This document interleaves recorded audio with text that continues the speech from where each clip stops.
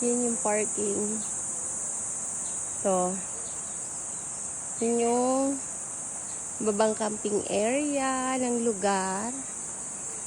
Hindi kayo maselan. Pwede na yan.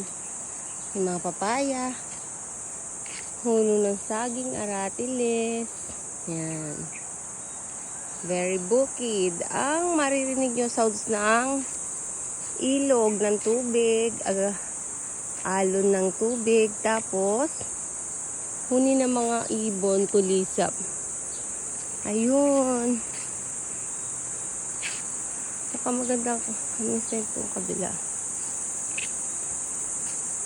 May ginawa silang parang ano.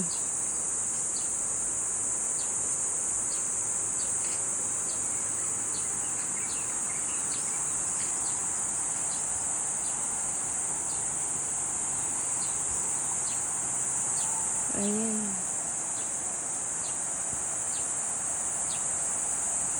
Ganda, oh. Kita niyo yan. Ayan.